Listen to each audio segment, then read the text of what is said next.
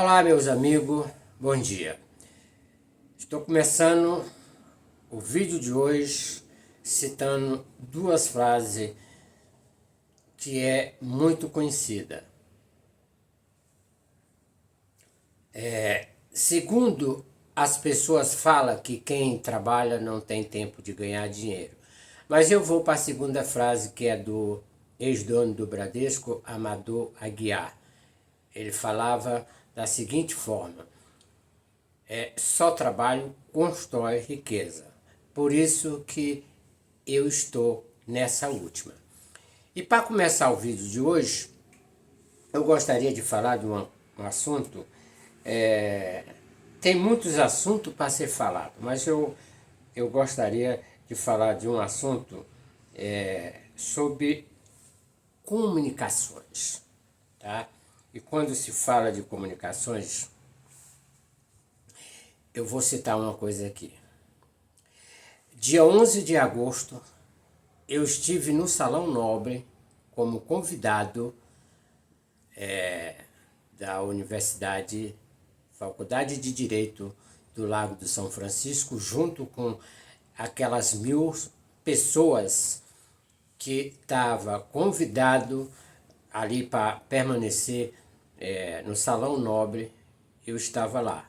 E lá eu tive a oportunidade de falar com duas pessoas, dois advogados, um jurista, outro um dos maiores criminalistas desse país, e principalmente defendendo político, tá?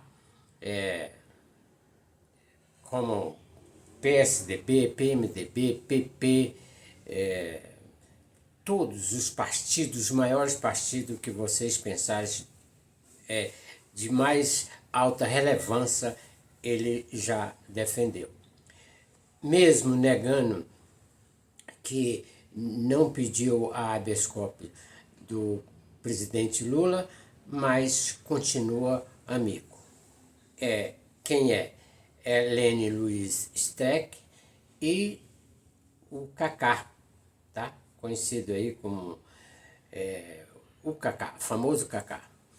E lá eu não estava fazendo entrevista, lá eu estava conversando com os dois e mais teve um momento que estava ali o reitor da universidade e a gente falava muito do assunto sobre os políticos desonestos.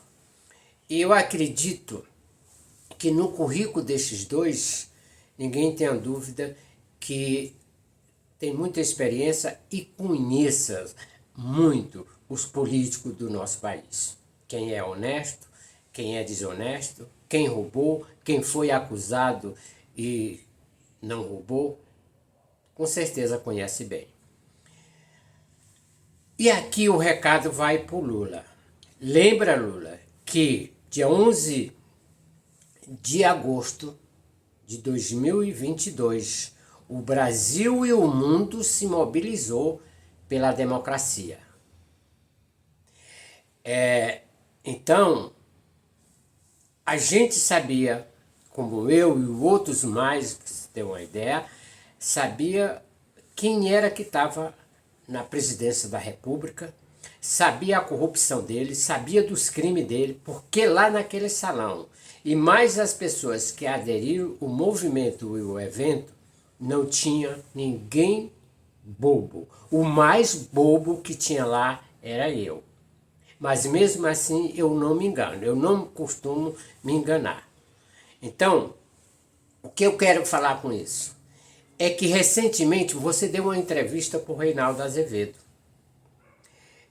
E o Reinaldo reforçou mais uma coisa que ele vinha fazendo anteriormente, desafiando todos os advogados, desafiando a Polícia Federal, desafiando todo o serviço de inteligência para mostrar para ele sobre as provas a qual você foi condenado e ficou 580 dias preso. E ele deu a cara. Ele já vinha fazendo isso bem antes, mas na sua entrevista recentemente agora, lá no no Palácio, junto com você, presidente, ele tornou a reforçar. De todas as perguntas, ele tornou a reforçar e olhou diretamente para a Câmara, pedindo: eu quero que alguém não venha com narrativa, mas com prova, mostrar qual é qualquer acusação, prova que tem acusando que esse cidadão foi criminoso e tem culpa. Olha a responsabilidade de um profissional. Mas ele tocou em dois assuntos muito espinhosos. Foi o caso da sua ministra lá do Rio de Janeiro, envolvida, segundo as acusações da imprensa, envolvida com a milícia lá no Rio de Janeiro.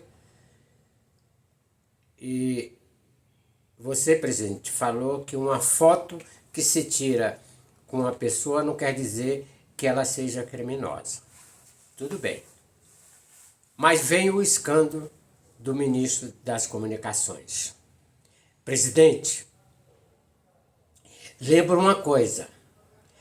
Você ganhou as eleições com a faixa de 60 milhões de brasileiros acreditando em você.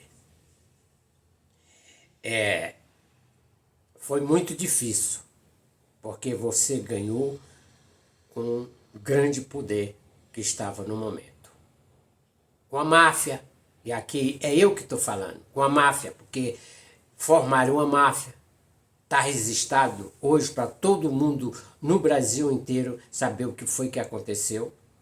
Isso é coisa não só de criminoso comum, mas de mafiosos. Isso é fato. Agora a pergunta, presidente, você teve a reunião com o ministro das Comunicações, onde você falou para o Reinaldo Azevedo, se ele tivesse culpa, ele não ficava no governo. Mas você resolveu deixar ele no governo porque pela sustentação, pela base do partido dele.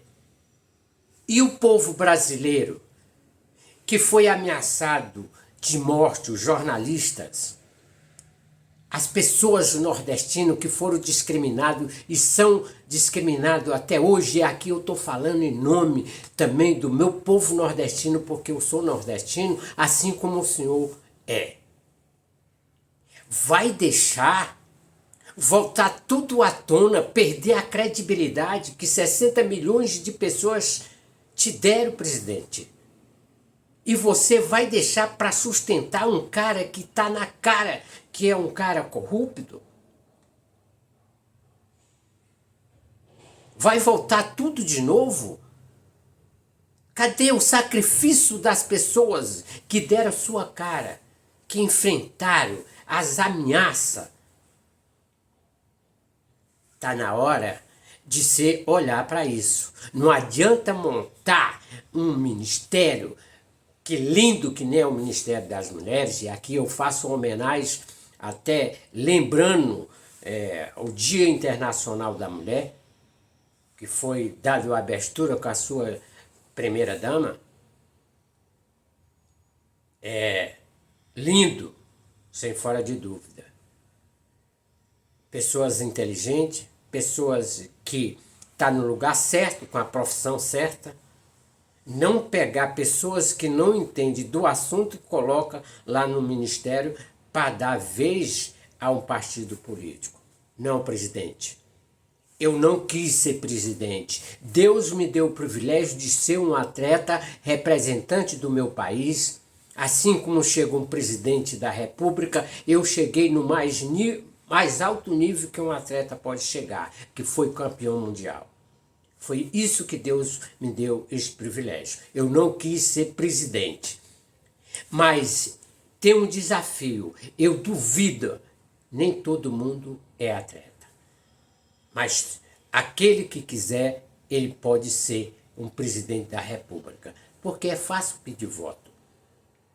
É fácil falar uma boa ter uma boa eloquência, uma fala com as pessoas e ela acreditar.